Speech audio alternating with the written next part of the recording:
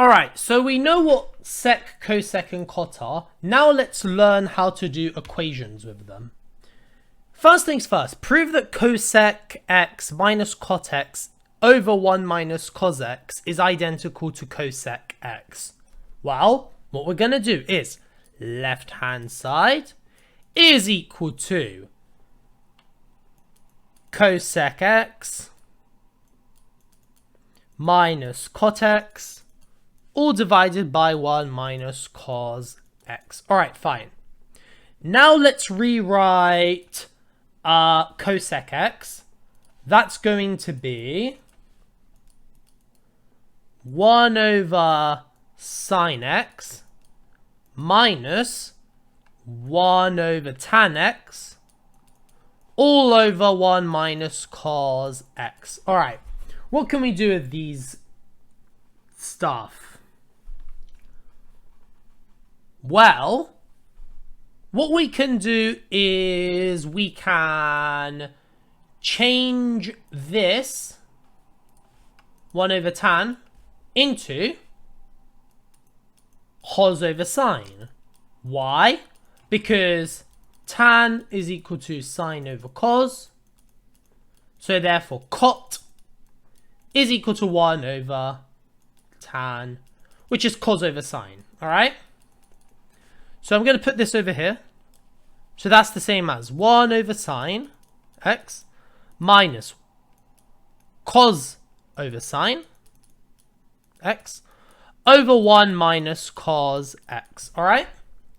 So now what we can do is we can first and foremost either change this into one equation, or we can just times both of these by sine x. Yeah? So we take it out of the fraction. So that's the same as 1 minus cos x over sine times 1 minus cos x. Okay? And now we can eliminate these two, which is equal to 1 over sine x, which is equal to cosec x. Alright? So all it is just rearranging different trig functions to be equal to different trig functions.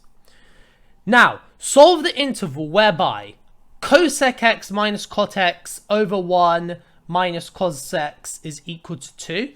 Well, that's the same as for part B.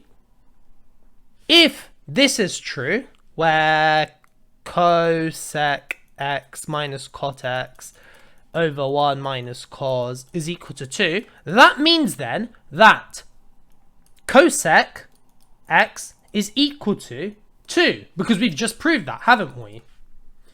That means then that 1 over sine x is equal to 2, and so therefore sine x is equal to a half.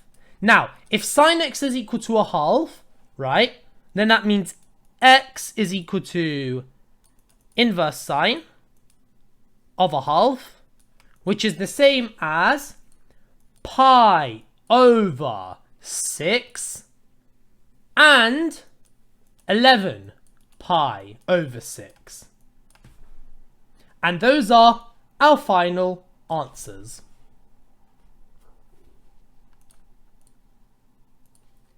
Does this video make any sense? Well, you can subscribe so that you can never miss a video from me. Now let's try something like this one. Prove that sin x tan x over 1 minus cos x minus 1 is equal to sec x. Well, what we can do is we can first and foremost work out that sin x tan x over 1 minus cos x minus 1. It's our left hand side. Now let's try some stuff. So we know that sin x is equal to tan x cos x, right? This is just from rearranging tan equals sine over cos, right? So what we can do is with both of these, we can times sine x. Okay? Just the fraction, okay? So we're not changing the equation of the fraction. The value of the fraction, excuse me. So, what we're doing is we're left with sine x tan x cos x over cos x times 1 minus cos x, alright? Minus 1, okay? Now what we're going to do is we can say that this is sine squared x, isn't it? And then this is over cos x, 1 minus cos x, and it's minus 1. Alright, sure. Now what we're going to do is we can make this minus 1 as a fraction, can't we? To do that, we need to times both the top and the bottom by 1 minus cos. So I'm going to write this down here, right? This is the same as sine squared x over cos x 1 minus cos x, okay? Minus cos x 1 minus cos x over cos x 1 minus cos x, okay? So all we're doing is we're just making it into one fraction. So that's exactly what I'm going to do. Now what we're going to do is we can expand. So that's the same as sine squared x minus cos x minus, what do we have? No, this is a plus cos squared x all over cos x 1 minus cos x. Okay, so what we can do now is we can realize that we have a sine x and we have a plus cos x. So that's just the same as 1 minus cos x, right?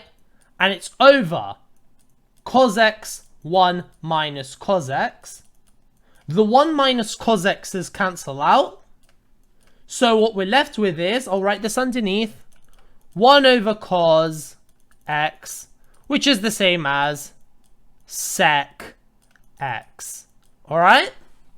Now, show that this has no solutions. So if this is true then, similar to what we did last time, that means then that sec x is equal to minus a half, which means that 1 over cos x is equal to minus a half.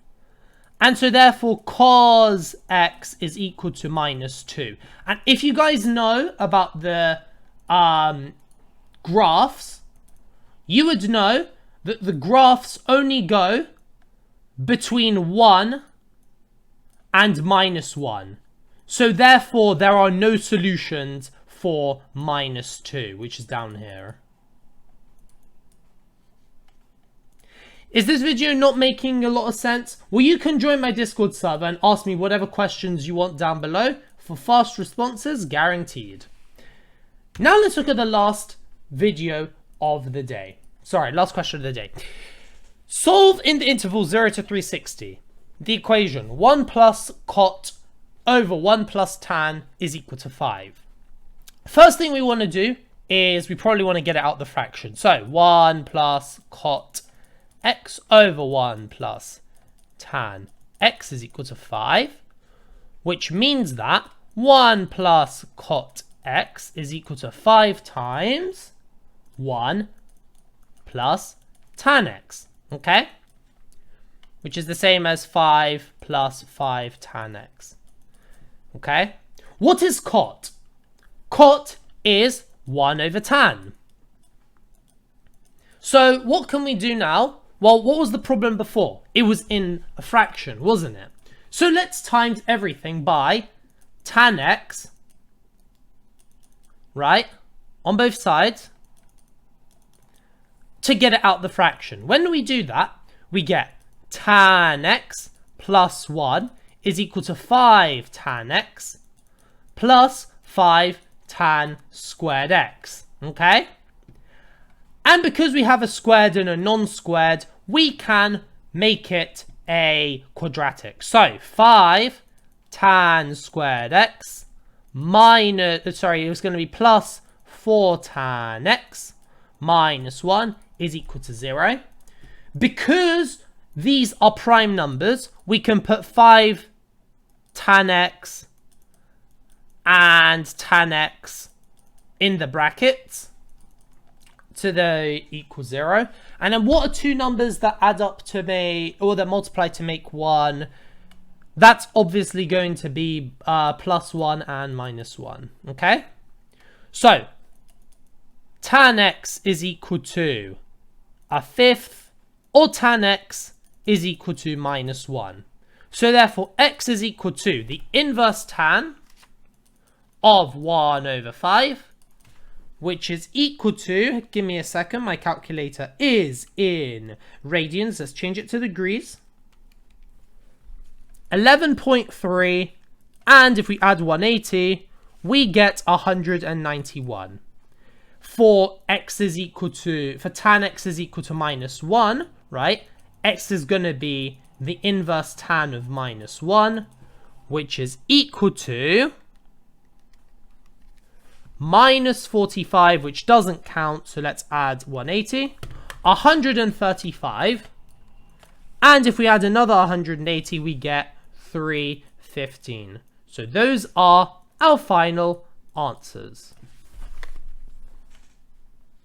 Thank you guys for watching. If you guys want some help passing your exams, you can get tutored by me by dropping an email. Keep on learning, as you have no idea what you're capable of doing.